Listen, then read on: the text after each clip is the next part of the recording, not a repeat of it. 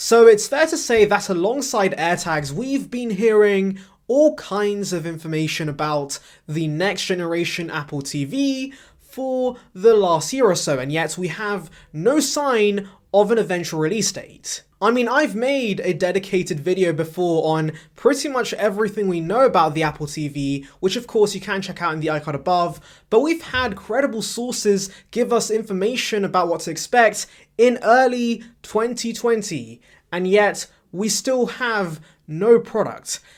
I am confused. I have no idea why that is. Like heck, these leaks aren't just from sources, we have leaks within code of Apple's own software claiming that yes, we should be seeing an Apple TV really soon, and yet we still don't have it. I am so confused. But thankfully we have some new details about the Apple TV, giving us a clearer image of what exactly Apple's doing with this platform. We have information about release date, specs, massive updates coming to tvOS 15, and also Apple Arcade Plus. Now, yes, that sounds a little mad, but let me explain. And so without further ado, make sure to like and subscribe, click that bell notification for the latest Apple news and rumors. And with that being said, let's just tuck in.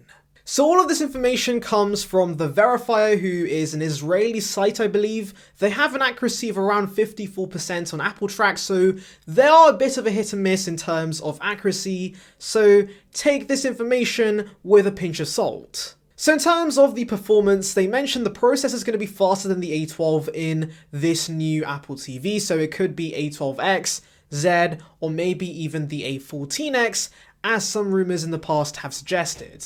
We also have 64 gigs and 128 gigs of storage, and again, I think that's absolutely great. We all need more storage on the Apple TV, but it's also mentioned that higher tiers could potentially come in the future, and that would tie in well with, of course, Apple Arcade, since it works locally on the device. So to download all these amazing games, you need more storage, and so maybe we could see a 256 or even 512 gig version of the Apple TV in the near future.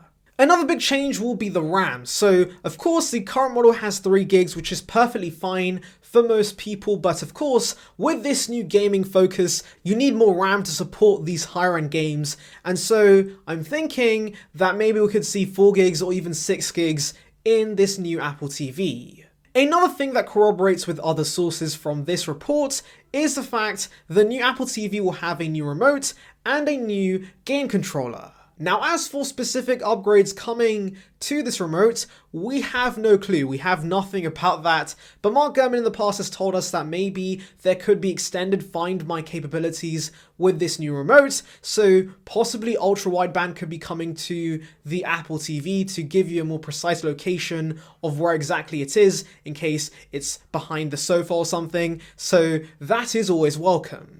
But I have got my fingers crossed for a major redesign with the Apple TV remote. I've seen some concepts showing off an iPod-style device, and that looks pretty neat, and alongside maybe 3D touch or force touch and haptic vibrations, I think that Apple could give us a touchscreen and mimic, of course, the press of an actual button, so you get the best of both worlds. As for the game controller, we also know that's been in development for quite a while. It should tie in with Apple Arcade and you should be able to use it with other Apple devices, but we have no clue as to how it looks. Though to be honest, do we really need leaked images of this, because essentially it's a gaming controller but with the Apple logo. It's not really that hard to understand. Anyways, those are the specs and those are pretty much what we've heard from other sources, but now we come to the new information, and that is the release date of this Apple TV.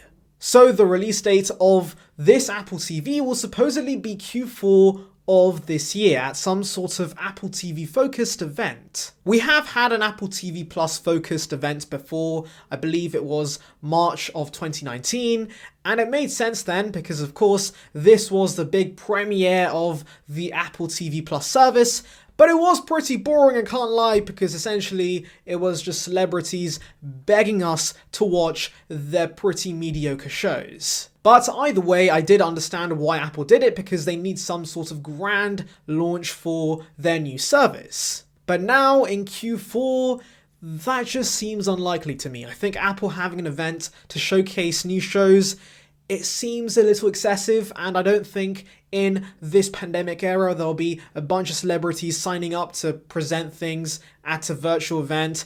It's not something that I think is very likely, in my opinion. Now, yes, I know that Apple has got carried away with these virtual events and they love doing them. I mean, for example, the September event we had with the iPads and Apple Watch, that was completely redundant. But for some reason, because Apple wanted to flex the Apple campus, they gave us an event. And so there is a possibility they might want to do more flexing with us and give us an Apple TV focused event again. But ultimately, I'm not sure Timothy wants to be risking lives of some high-profile celebrities like Chris Evans and Jennifer Aniston for an event about an Apple TV and some Apple TV Plus shows. It doesn't make a lot of sense. So yeah, I think this event might not be happening. But to be fair, we have had events at the end of the year for, of course, the iPad and the Mac, and so maybe Apple wants to sneak in a cheeky Apple TV into that event and call it a day.